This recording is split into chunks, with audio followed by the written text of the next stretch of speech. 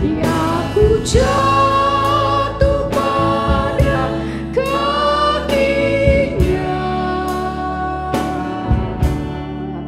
sana ku dapat ampun dosa. Ku datang pada salib itu, ku ingat cintanya Yesusku.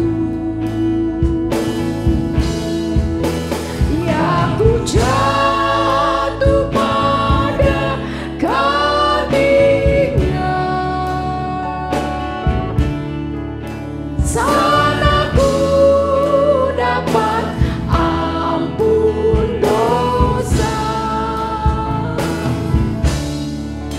Sana ku dapat ampun dosa. Mari kita berdoa. Segala puji dan syukur kami persembahkan kepadamu ya Tuhan. Di pagi hari ini kami datang lagi kepadamu dengan seluruh sidang jemaat Tuhan. Kami beribadah kepadamu ya Tuhan.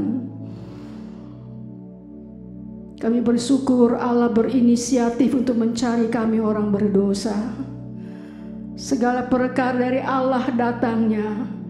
Engkau lebih dulu yang berinisiatif mencari kami Tuhan. Dan kami telah datang di bawah kaki salib-Mu. Kami melihat darah-Mu tercurah. Di sana terjadi penebusan bagi dosa kami ya Tuhan. Terima kasih di ibadah kami pada pagi ini Tuhan. Kami melihat Engkau yang tersalib, tetapi Engkau juga yang sudah bangkit. Dengan kuasa kebangkitan-Mu yang besar, memberikan kemenangan bagi seluruh umat-umat-Mu. Bila kami boleh ada sampai pada pagi ini Tuhan, semua karena kemurahan-Mu semata-mata. Kami bersyukur Tuhan Yesus. Walaupun di tengah-tengah situasi seperti ini, tetap kami sebagai orang percaya kami bersyukur Tuhan. Karena semuanya itu bekerja bersama-sama, membawa kebaikan bagi kami yang mengasihi Engkau. Kami tahu virus ini segera akan berakhir. Saat kami belum mengerti apa rencana-Mu ya Tuhan. Tapi kami tahu di balik semua ini ada rencana Allah yang indah. Berkati seluruh rangkaian ibadah kami. Roh-Mu bekerja bagi kami ya Tuhan.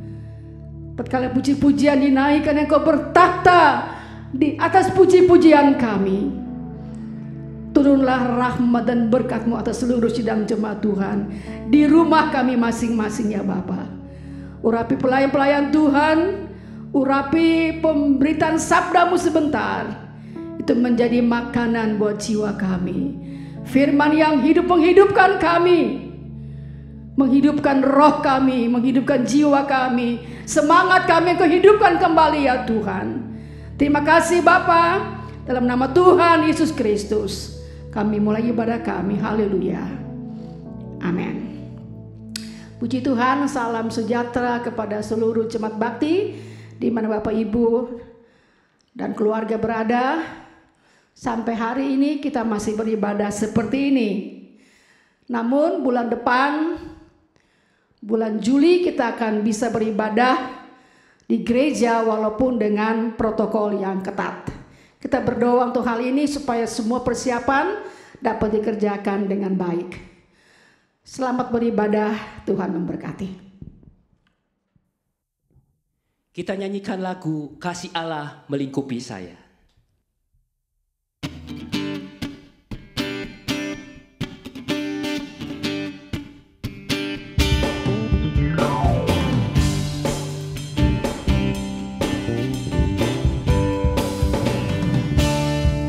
Kasih Allah melingkupi saya, lingkupi saya selama-lamanya.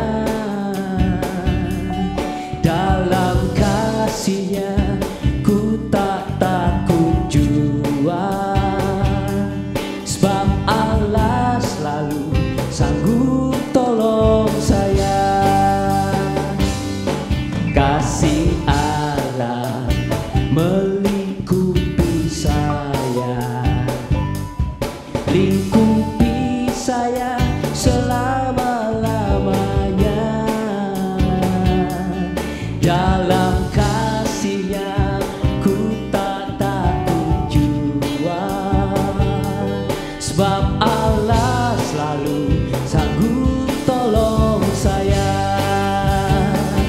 Ku tak dapat hidup tanpa kasih Yesus mengangkat aku dan menghibur aku, menggerakkanku.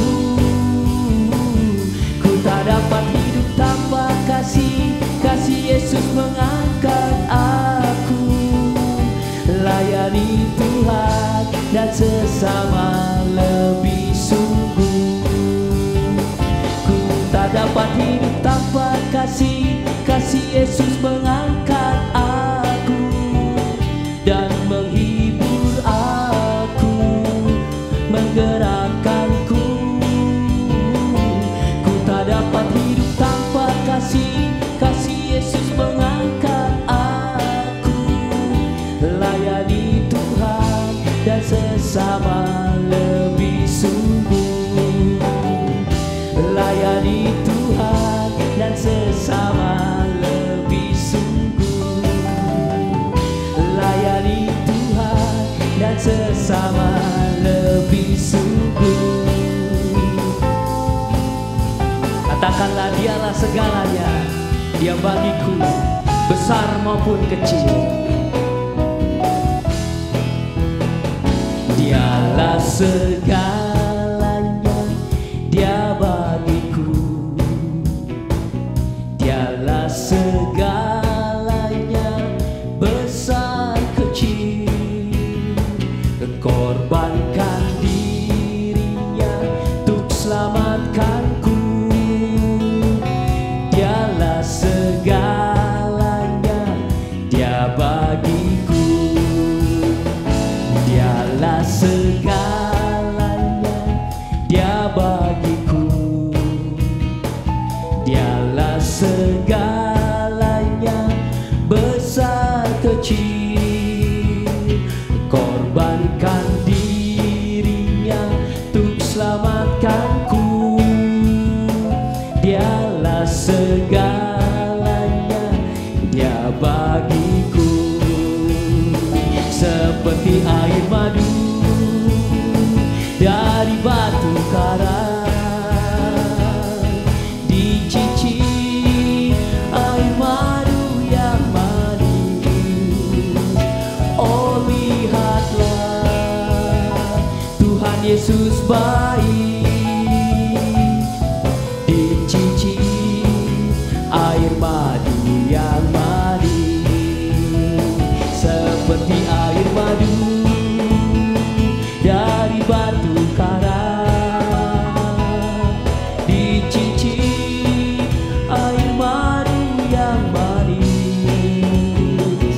Oh, lihatlah Tuhan Yesus baik, dicicip air madu yang manis. Oh, lihatlah Tuhan Yesus baik, dicicip air madu yang manis. Oh, lihatlah Tuhan Yesus baik, dicicip air madu yang manis.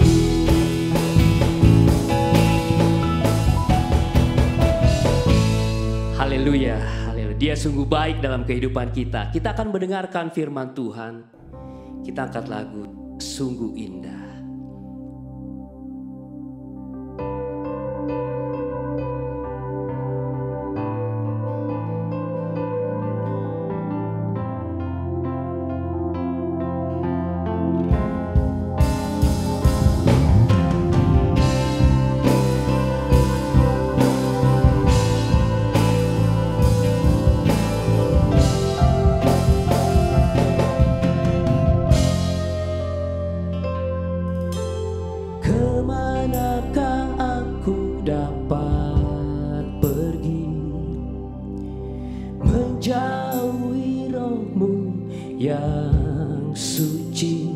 Kau sahabat,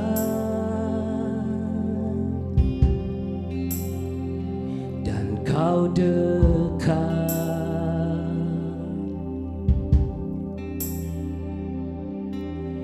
Bahkan seluruh pengabdianku tak bisa membalas kesetiaanmu, sungguh mulia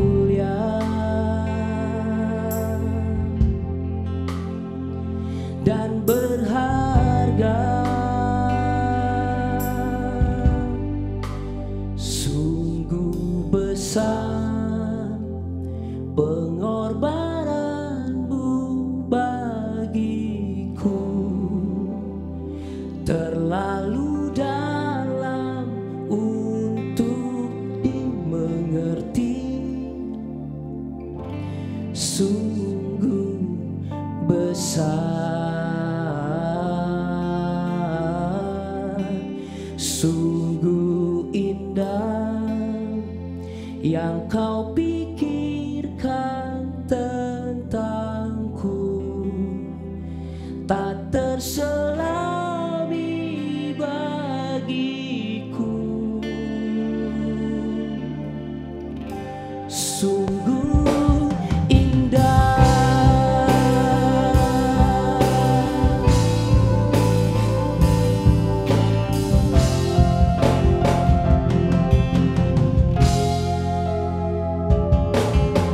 Bahkan seluruh pengabdianku tak bisa membalas kesetiaanmu, sungguh mulia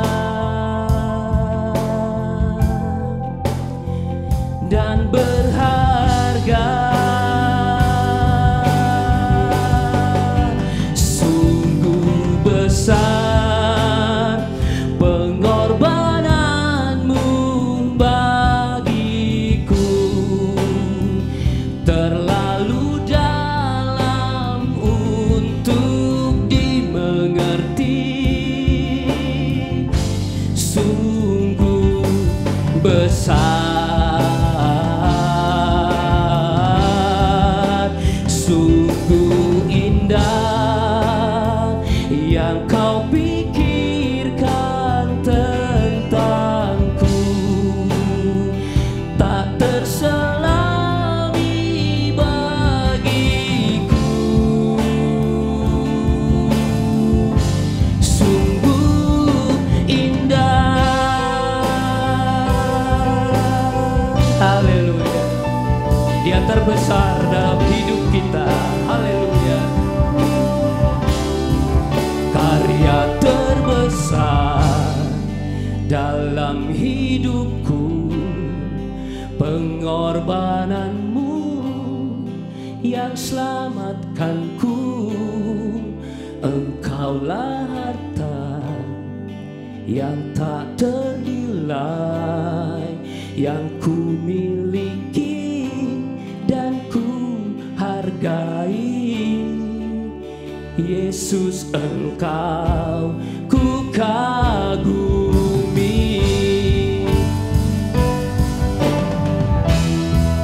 karya terbesar dalam hidupku, pengorbananmu yang selamatkanku, engkaulah harta yang tak ternilai yang ku miliki dan ku hargai. Yesus, engkau ku kagumi, Yesus, engkau ku kagumi, Yesus, engkau ku kagumi.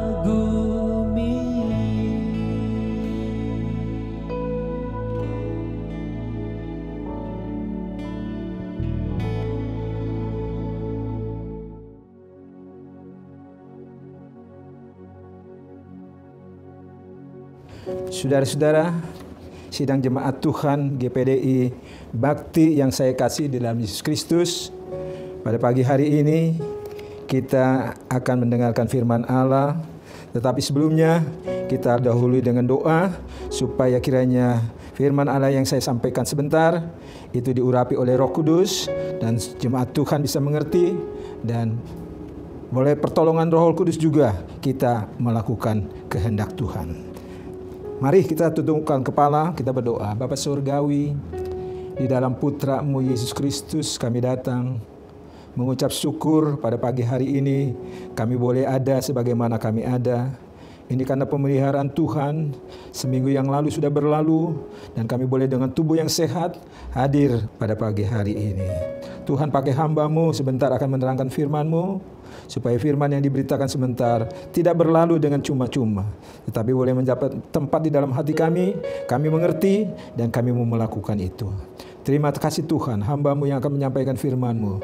Tuhan memberkati, Tuhan urapi hamba-Mu, supaya apa yang disampaikan sebentar itu boleh menjadi makanan rohani buat kami semua, supaya kami boleh hidup seturut dengan kehendak Allah. Terima kasih Tuhan, kami mau mendengar firman-Mu di dalam nama Tuhan Yesus Kristus. Semua berkata amin. Puji Tuhan. Pagi ini saya mengajak saudara untuk membuka Kitab Efesus. Kitab Efesus pasal yang ke-1 ayat yang ke-7. Sebab di dalam Dia dan oleh darahnya kita beroleh penebusan, yaitu pengampunan dosa menurut kekayaan kasih karunia-Nya. Saya bacakan sekali lagi. Sebab di dalam Dia dan oleh darahnya kita memperoleh penebusan, yaitu pengampunan dosa menurut kasih karunia-Nya. Ayat di sini berbicara tentang pengampunan dosa. Firman Allah di bagian yang lain, pada waktu Yesus mati di atas kayu salib, darahnya tertumpah. Firman Allah di dalam di dalam Ibrani pasal 9 ayat yang ke-22, tanpa penumpahan darah tidak ada pengampunan dosa. Jadi darah Yesus ditumpahkan demi untuk mengampuni dosa-dosa kita. Kita semua sebelum percaya kepada Tuhan, kita adalah orang-orang yang berdosa, berpikir, berperasaan, mempunyai emosi, ya. Di dalam hati kita itu ada dosa. Kita sudah berbuat dosa karena dari nenek moyang kita, Adam dan Hawa.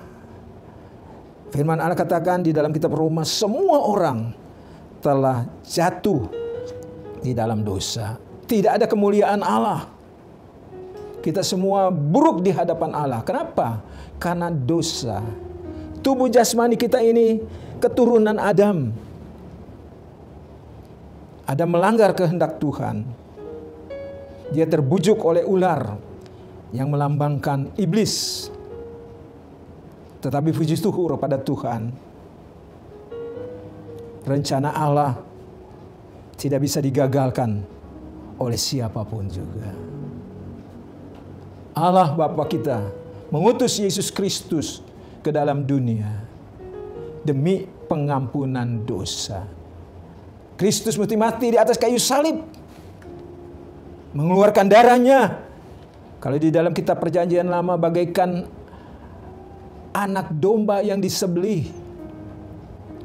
Sebab kalau mau mengikuti Perjanjian Lama, pengampunan dosa itu harus melalui darah, disembelih, dan domba atau anak kambing yang masih berumur 1 tahun, yang bersih, yang baik, tidak ada cacatnya, tidak timpang, tidak mata sebelahnya picak atau yang lain-lain, harus yang mulus. Itu kalau kita mengikuti di dalam Perjanjian Lama. Oleh sebab itu orang-orang Yahudi waktu Bait Allah masih ada, mereka melakukan itu. Dan melakukan itu bukan waktu mereka tinggal di tanah Kanaan. Tetapi sejak dari mereka keluar dari Mesir, Allah sudah menyuruh mereka untuk membuat bait Allah, tabut Allah. Dan tabut itu letaknya di tengah-tengah. Bait Allah itu, rumah Allah itu menjadi pusat dari mereka semua. Nah, pada waktu-waktu tertentu mereka harus melakukan ibadah. Dan barang siapa yang berbuat dosa harus membawa domba atau anak kambing yang berumur 1 tahun itu harus dipilih. Betul-betul mulus, tidak ada cacat celatnya. Ya, itu zaman perjanjian lama. Sekarang kita di dalam zaman perjanjian baru. Ya, kita bersyukur kepada Tuhan. Yesus sebagai anak domba Allah. Pada waktu Yesus mau terima baptisan air, dia datang kepada Yohanes Pembaptis. Yohanes Pembaptis, dia bernubuat, lihatlah anak domba Allah yang menghapus dosa seisi dunia. Itu Yohanes Pembaptis. Padahal Yesus datang mau dibaptis. Tetapi belum lagi terima baptisan air, dia sudah berkata begitu. Lihatlah kepada Yesus. Dan akhirnya Yesus terima baptisan air. Jadi maklumat tentang Yesus itu digambarkan sebagai anak domba sudah disampaikan oleh Yohanes Pembaptis ketika Yesus mau dibaptis. Puji syukur kepada Tuhan, ya. Pagi ini tema khotbah saya yaitu sesuai dengan Efesus pasal pertama ayat yang ke-7 tadi, ya. Yesus mati di atas kayu salib untuk memberikan pengampunan dosa kepada kita. Nah, sekarang kita ini seperti firman Allah katakan, tadinya adalah orang-orang berdosa, ya. Tapi setelah Yesus mengampuni dosa-dosa kita, ya, apa kita masih bisa berdosa? Nah, ini sekarang. Apa memang Allah menuntut kepada kita tetap tidak berdosa? Nah, ini masalahnya, ya. Disebab itu tema saya tadi, tidak berbuat dosa lagi. Ya. Nah, saudaraku yang kekasih, mungkinkah orang beriman sungguh-sungguh bebas dari dosa dan tidak berbuat dosa lagi? Ya. Nah, kita ambil sekarang beberapa ayat dari firman Tuhan, ya. Di dalam Yohanes pasal yang ke-8, ayat yang ke-36. Jadi, apabila anak itu memerdekakan kamu, kamu pun benar-benar merdeka. Ya. Merdeka ini mempunyai pengertian, ya, bebas. Tidak diperhamba. Sebab kalau diperhamba seperti waktu orang-orang Israel tinggal di Mesir, di kerajaan Mesir, mereka betul-betul diperhamba. Yang lalu saya pernah menyampaikan firman Tuhan, mereka begitu menderita. Kemudian Tuhan mengirim Musa, ya, untuk melepaskan. Dan akhirnya mereka bisa keluar dari Mesir. Sekarang mereka menuju ke tanah Kanaan. Tadinya karena tanah Kanaan itu bisa ditempuh dengan singkat saja. Tapi karena mereka bersungut-sungut, ngomel-ngomel, bersungut-sungut itu artinya marah-marah kepada Musa. Kalau waktu mereka berada di tempat yang airnya pahit, mereka berkata kepada Musa, "Musa, kamu pimpin kami sampai kemari, apakah memang di Mesir tidak ada kuburan? Kami lebih baik tinggal di Mesir." Tapi waktu mereka di Mesir, dibekerjakan seperti rodi, ya, disuruh paksa, mereka menjerit kepada Tuhan. Nah, setelah mereka berdoa minta keluar dari Mesir itu, sudah keluar, nah begitu lagi menuntut bersungut-sungut kepada Musa. Apa memang di Mesir tidak ada kuburan? Wah, memang orang Israel ini orang yang suka bersungut-sungut. Tapi saya harap anak-anak Tuhan tidak ada yang bersungut-sungut, ya. Kita mau apapun yang kita alami dalam hidup ini, kita terima semuanya, ya. Kita bekerja, ya, kerja keras supaya mencukupi apa yang menjadi kebutuhan kita, Dan kita bersyukur. Dan saya percaya ya, anak-anak Tuhan di bakti ini tidak ada yang bersungut-sungut ya. Kemudian kita lanjutkan. Kata budak itu ya, seringkali ini saya mau sampaikan, budak apa? Sebab budak, kalau jadi budak dikira hanya kerja kepada tuan majikan. Dia menjadi budak. Ya, disuruh ke sini ke sana. Ya, apalagi pada waktu di Mesir, mereka menjadi budak, disuruh rodi, kerja keras, ya. Tetapi ini bisa jadi budak apa? Saya ingat ketika teman saya ya, waktu dia mengeluarkan kata-kata begini ya. Waktu itu kami sudah ada ini teman dari SMA ya. Ya. Ada di satu tempat ya untuk menuju ke tempat olahraga. Ya. Teman saya ini dia ketika mau mengeluarkan rokok dari kantong kemejanya, dia berkata, sial gua diperbudak sama rokok ini. Ya, diperbudak oleh rokok ini. Jadi budak itu bukan berarti hanya orang per orang ya. Tetapi orang bisa menjadi budak oleh karena judi, oleh karena narkoba, oleh karena madat, candu. Banyak hal yang membuat orang itu menjadi budak. Kalau dia nggak merokok, sepertinya diperbudak oleh rokok. Mesti bawa-bawa bungkusan rokok, harus ada. Sampai dia berkata kepada saya, istri gue sampai marah-marah. Yop. Nah itulah. Nah pada waktu itulah saya coba mau menyampaikan, ya karena memang ini teman saya ya dari sekolah. Saya katakan udahlah, ikut ke gereja aja lah. Saya katakan gitu ya. Kebetulan ada adiknya, mungkin sekarang sudah jadi pendeta ya, karena pada waktu itu aktif di gereja. Tuh ikutin tuh adikmu, udah, supaya jangan diperbudak ya. Sampai keluar kata-kata sialan ya, oleh karena merokok. Dia merasa aduh gua diperbudak. Tapi kalau nggak bawa rokok, takut nanti pengen rokok. Ya, gua diperbudak lagi, pergi ke toko ke tempat-tempat jual rokok lagi. Inilah saya katakan, inilah budaknya. Jadi oleh sebab itu kita bersyukur kepada Tuhan, setelah kita terima Yesus sebagai Tuhan Juru Selamat, kita sudah dibebaskan. Kita sudah dimerdekakan ya dari perkara-perkara yang sia-sia. Orang-orang perokok itu tahu bahwa rokok itu berbahaya. Bahkan orang yang menghisap asapnya saja berbahaya. Ya.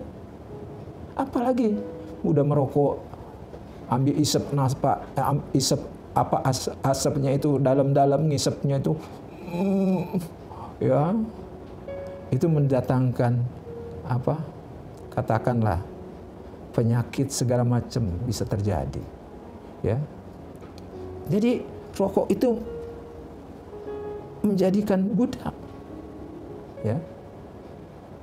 Jadi saya harap jemaat Tuhan, kita orang-orang percaya, jangan mau diperbudak oleh apapun juga. Ya.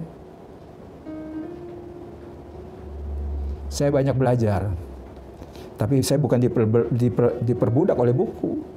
Sebab buku itu berguna, apalagi saya sebagai pendeta mesti banyak belajar ya, supaya saya bisa membagikan firman Allah buat jemaat Tuhan. Itu bukan budak. Hal-hal yang berguna buat kita, yang menolong, yang menunjang kehidupan kita, itu bukan budak. Ya. Budak itu adalah sesuatu yang tidak berguna, tetapi tidak bisa kita lepaskan. Ya. Saudaraku yang kekasih, bangsa Indonesia pada tanggal 17 Agustus 1945 menyatakan kemerdekaan, ya, yang diwakili oleh Soekarno, Bapak Soekarno dan Bapak Muhammad Hatta. Atas nama bangsa Indonesia, sehingga kita bebas dari penjajahan. Penjajah itu kita sudah alami, ya. Bagaimana dia nggak pedulikan kita. Pokoknya kalau negeri kita sudah dijajah, buah dia ambil semua yang berguna buat kita, dia bawa pulang ke negerinya, ya. Nah, akhirnya kita sendiri yang sebagai tuan rumah, yang dipaksa menuruti kemauannya, ya. Nah, begitu juga hal-hal yang lain yang tidak ada gunanya, tapi benda itu memaksa kita, ya, untuk mengusahakan supaya dia hadir dalam kehidupan kita. Itu namanya kita diperbudak. Kalau saudara-saudara ingat bagaimana sebelum saudara percaya Tuhan, hidup, ya, menurut kehendak kita sendiri, banyak hal yang kita diperbudak. Tapi bersyukur kepada Tuhan, kalau kita sekarang sudah lepas dari perbudakan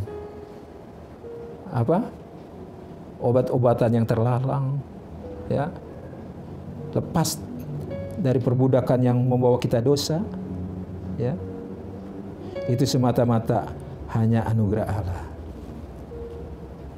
Nah, apa firman Allah katakan, ya, setelah kita merdeka, tidak lagi diperbudak oleh dosa?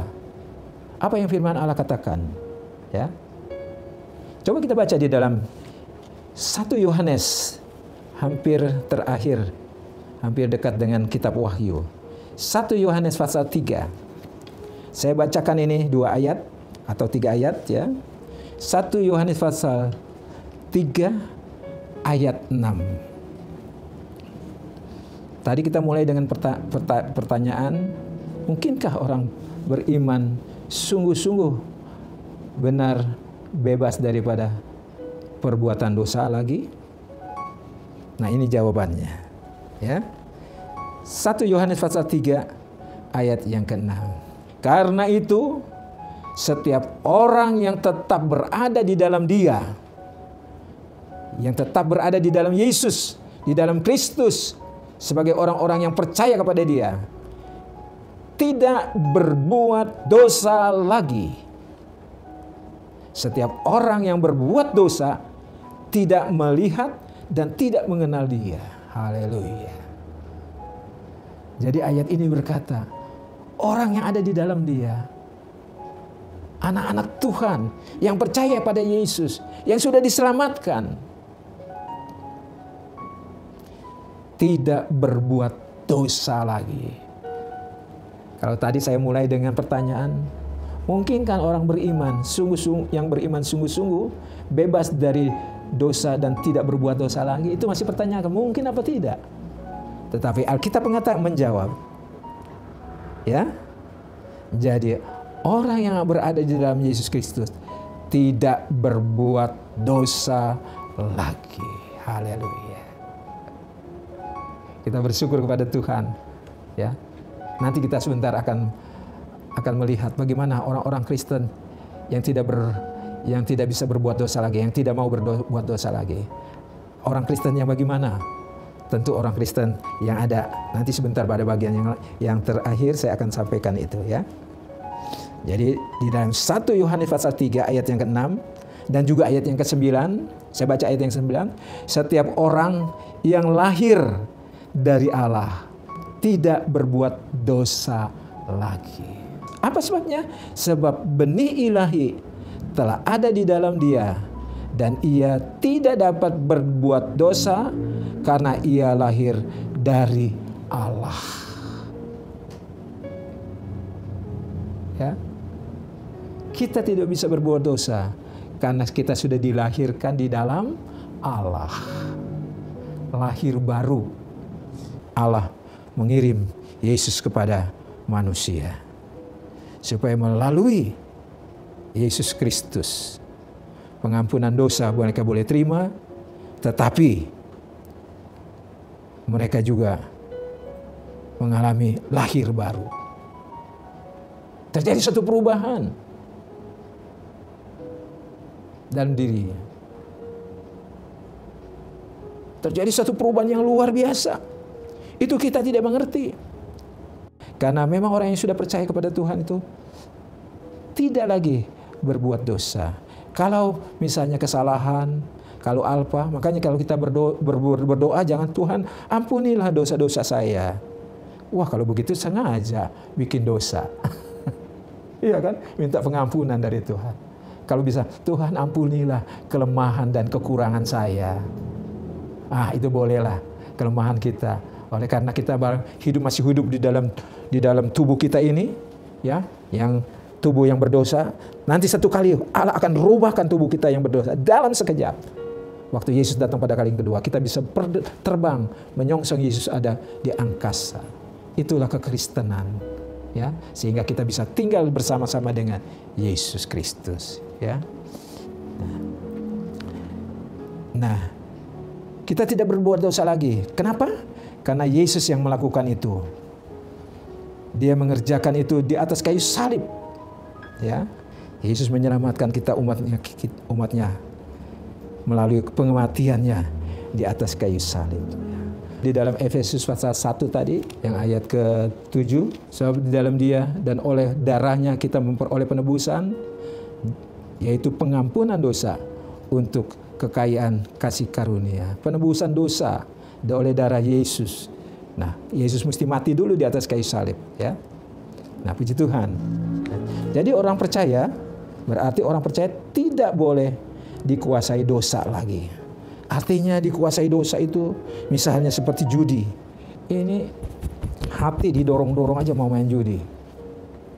Berapa banyak orang-orang kaya karena main judi sudah kalah di itu judi, menuntut terus. Akhirnya dia jual perusahaannya. Ini yang saya dengar. Itu banyak orang yang kalah main judi. Dia tidak pulang, dia bunuh diri. Jadi orang percaya tidak boleh dikuasai dosa lagi. Ya, kenapa tidak boleh dikuasai lagi? Dosa lagi. Itu si iblis, ular sekarang karena umurnya sudah cukup tua, kita panggil saja ular tua, ya. Coba kalau nanti saudara baca di dalam kitab Kejadian pasal 3 ayat yang ke-15. Aku akan mengadakan permusuhan antara engkau dan perempuan ini, antara keturunanmu dan keturunannya. Jadi berarti itu manusia kan, Adam kan, kita kan keturunan Adam, dan dia juga mempunyai keturunan. Jadi itu malahan iblis itu lebih tua dari Adam, ya. Jadi oleh sebab itu ular juga ular yang sudah tua, ya. Keturunannya akan meremukkan kepalanya dan engkau akan meremukkan tumitnya. Di mana peristiwa itu terjadi? Di atas kayu salib. Yesus harus mengalami penderitaan. Kenapa?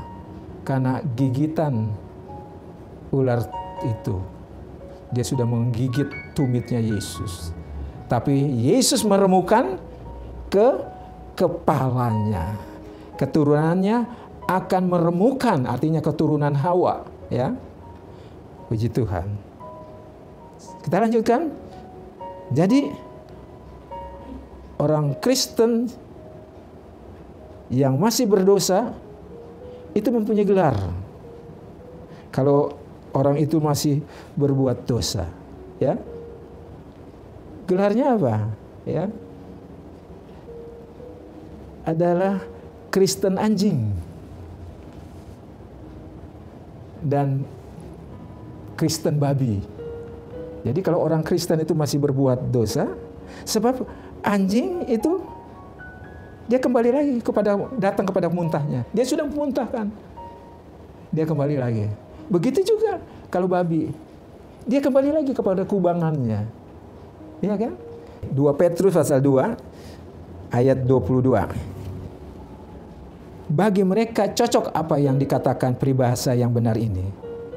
Anjing kembali lagi ke muntahnya, dan babi yang mandi kembali lagi ke kubangannya. Anjing itu makanan sudah dimuntahkan, dia makan lagi. Begitu juga babi, sudah mandi di kubangan, dia mandi lagi. Ya, jadi kita jangan, ya, sudah tahu berbuat dosa itu tidak baik, tapi kita masih lakukan, ya. Karena Yesus katakan di dalam 1 Yohanes pasal 3 ayat 6 dan juga 9, di situ kita orang yang percaya sungguh-sungguh bebas dari dosa dan tidak lagi diikat oleh dosa. Nah, agar orang Kristen itu tidak berbuat dosa lagi, yang pertama apa yang dia harus, ya, dia harus lakukan? Dia harus belajar mengerti firman Allah. Jadi bukan dibaca saja, tetapi juga direnungkan. Nah, oleh sebab itu dibantu oleh hamba-hamba Tuhan yang di kebaktian, ya. Buatlah catatan, ya. Jadi kalau kebaktian buat catatan. Saya begitu, sampai sekarang saya masih tetap catat gitu, ya. Saya pelajari orang itu apa khotbah tadi benar atau tidak, ya. Nah, saya pelajari. Nah, kalau tidak, saya tegur dia. Bro, dulu bawa ini ya. Apa memang benar begitu? Ya. Apalagi berikan kesaksian yang bukan-bukan, ya, supaya menarik kesaksiannya itu. Kita baca di dalam Markus pasal yang ke-12 ayat yang ke-24. Jawab Yesus kepada mereka, "Kamu sesat, justru karena kamu tidak mengerti kitab suci maupun kuasa Allah." Jadi kita harus belajar untuk mengerti firman Allah. Kita baca dan kita renungkan. Nah, oleh sebab itu kalau ada orang Kristen yang tidak datang ke kebaktian, rasanya mau kematian, malas-malas, dia nggak suka dengar firman Allah. Jadi kalau orang yang betul-betul dia mau mengerti firman Allah, dia setia datang beribadah. Ya. Nah, sampaikan di pesan firman Allah itu, ya. Dikatakan ini orang yang orang yang tersesat tadi dikatakan, ya. Kenapa? Karena tidak mengerti akan firman Allah, gampang dibodohin, ya. Dulu orang dibodohin, ya, orang Kristen, untuk mengampuni dosa bayar sekian.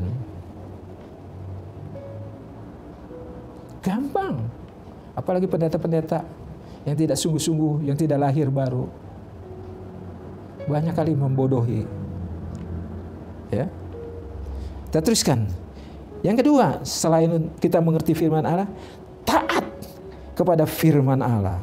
Kita baca di dalam Lukas pasal 11 ayat yang bunyinya demikian.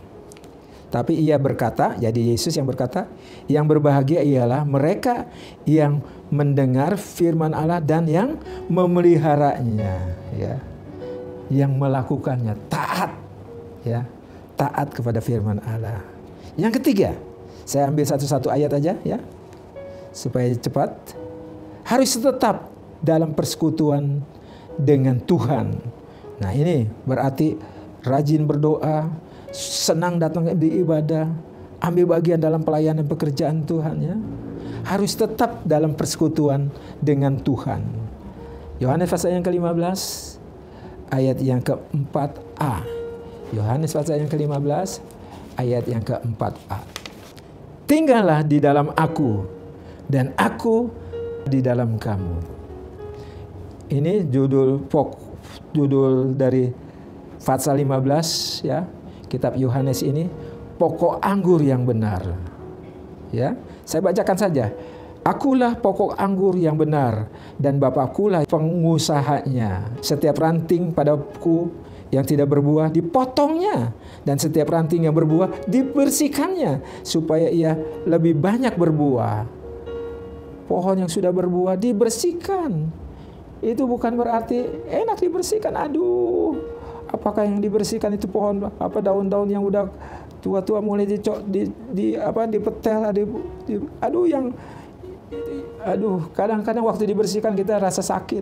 Oleh sebab itu kalau orang Kristen baru merasa penderitaan yang bahkan sampai terjadi siksaan yang luar biasa.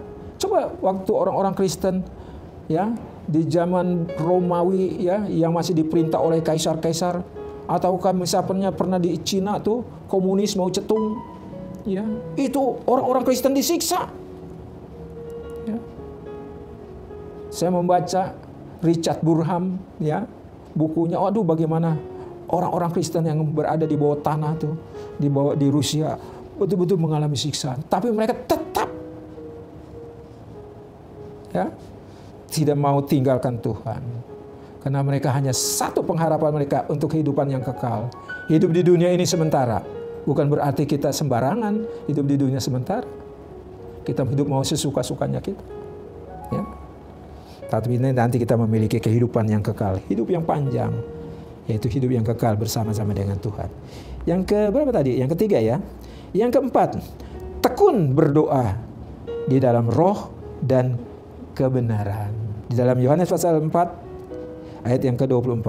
Allah itu roh, barang siapa yang menyembah Dia haruslah menyembah di dalam roh dan kebenaran. Orang Samaria ya, waktu dia bertemu dengan Yesus, Yesus katakan, saya bisa berikan air hidup, kamu tidak usah timba-timba lagi itu air untuk minum, karena dari dalammu itu mengalir air, terpancar itu air. Jadi ada sumur yang mengalir terus tuh airnya. Wah, tertarik perempuan Samaria ini. Dia katakan, biar berikan aku itu tuh. Oh, panggil dulu suamimu datang kemari, kata Yesus. Panggil suamimu. Wah, dia bilang, saya tidak mempunyai suami. Benar katamu, kamu tidak mempunyai suami. Tapi ada 5 orang laki-laki yang sekarang ini menjadi suamimu. Rupanya itu perempuan yang gak beres. Ya, perempuan yang tidak beres. Ya. Jadi selalu main laki-laki ya.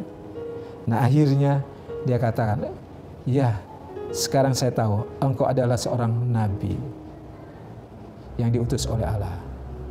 Ya. Nenek moyang kami beribadah di gunung-gunung. Nenek moyang kami beribadah di gunung-gunung. Tidak.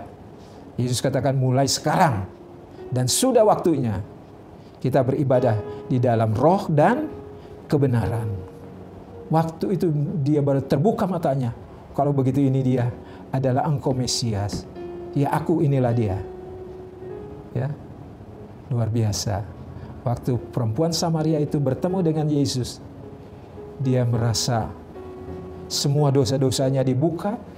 Dia pulang ke kampungnya. Dia berceritakan kepada orang-orang sekampung itu. Luar biasa.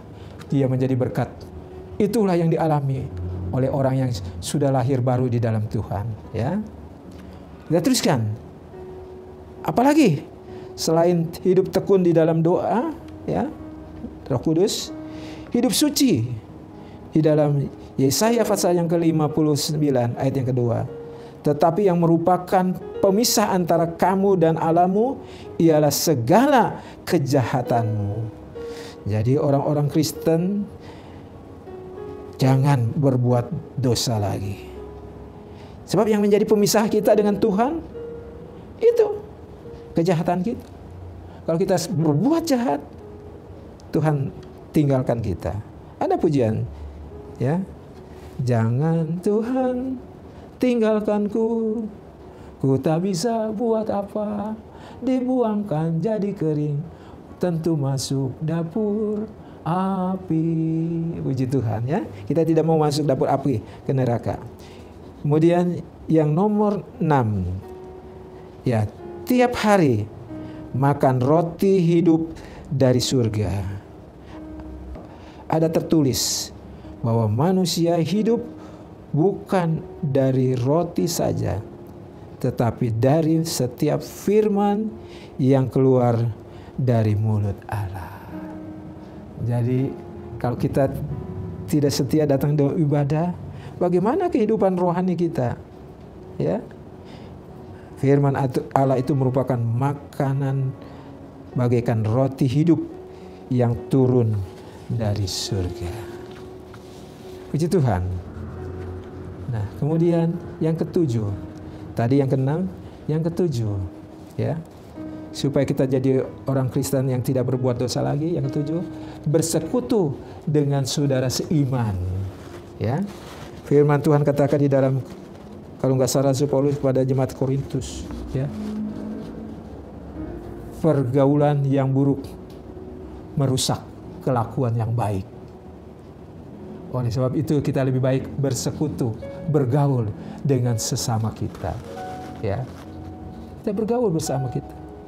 Setelah kita menunaikan tugas, ya, apalagi kalau datang kebaktian pada hari Minggu, selesai ibadah, ya, kita bisa sapa satu sama lain, bergaul di antara kita. Bisa kita tanya, kerja di mana kok? Kerja di mana Pak? Nah, ya, ditanya, oh saya kerja di sini, saya kerja di situ. Ya, nah lebih baik bergaul di antara kita. Ya, sebab kalau bergaul dengan orang lain, ya, pergaulan yang buruk merusak kelakuan kita yang baik. Yang kedelapan, bagaimana supaya kita orang Kristen tidak berbuat dosa lagi? 8 hal ini yang kita perlu perhatikan. Ketulusan dan kesungguhan, ya. Tidak ada kemunafikan pada kita. Belajarlah untuk berkata ya di atas yang ya. Ya. Di dalam Matius pasal yang ke-5 ayat 37, ya, jikalau kita katakan ya, katakanlah ya. Apa yang kita katakan ya itu memang benar ya. Ya. Jadi kalau dikatakan tidak, ya memang tidak. Kemudian orang Kristen masih mungkin berbuat dosa lagi. Kenapa?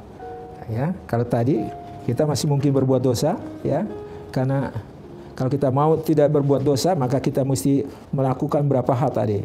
Yang pertama harus mengerti firman Tuhan. Ya. Yang kedua harus taat kepada firman Tuhan, melakukannya. Harus tetap dalam persekutuan dengan Tuhan, hadir di dalam kebaktian-kebaktian minggu, ya. Bergaul dengan orang-orang kita, ya. Nah, terus yang keempat, tekun di dalam roh dan kekudusan, ya. Hidup suci, hidup benar. Tiap hari makan firman Allah, belajar firman Allah. Kemudian bersekutu dengan saudara seiman lebih baik. Dan ketulusan, ya. Kalau ya katakan ya, ya. Si Tuhan. Itu saja yang saya sampaikan. Dan akhirnya saya ambil kesimpulan, ya, bahwa orang Kristen yang masih mungkin berbuat dosa lagi adalah satu, belum lahir baru. Itu orang Kristen yang bisa berbuat dosa. Yang dua, belum terbiasa dengan hidup suci. Saya ambil kesimpulan dari itu. Itu, ya. Dan kedua, orang Kristen yang lemah, yang tidak mempunyai kuasa, tidak berani. Ya. Nah, kita sebagai orang Kristen yang lemah, tidak mempunyai kuasa atau tidak mempunyai keberanian, kita mesti sadari itu. Ya. Kita mesti sadari. Oleh sebab itu di dalam Yakub pasal yang keempat, kitab Yakub yang keempat, ya, ayat 7 sampai 8, karena itu tunduklah kepada Allah, lawanlah iblis, maka dia akan lari daripadamu. Iblis itu jangan dilus-lusin, ya. Iblis itu dilawan. Ya. Mendekatlah kepada Allah dan Ia akan mendekat kepadamu. Tahirkanlah tanganmu, artinya sucikan, bersihkan tanganmu. Hai kamu orang yang berdosa, dan sucikanlah hatimu, hai kamu yang mendua hati. Jadi jangan jadi orang Kristen yang mendua hati. Luar biasa, ya. Nah, kemudian yang keempat, bagian D-nya ini ya, tadi A belum lahir baru, B belum terbiasa hidup suci, C karena lemah, tidak berkuasa ya, tidak mempunyai kekuasaan, tidak mempunyai kekuatan, tidak berani. Nah, itu harus disadari ya, dirubah. Kemudian yang keempat, tertipu oleh iblis atau oleh iblis, oleh setan. Orang Kristen masih percaya kepada setan-setan, pada iblis. Iblis kan sudah dilucuti. Kepalanya sudah sudah diremukkan, tinggal ya ekor-ekornya masih bergerak, ada antek-anteknya juga. Tidak usah takut, kita mempunyai kuasa ya. Dan jangan sampai tertipu.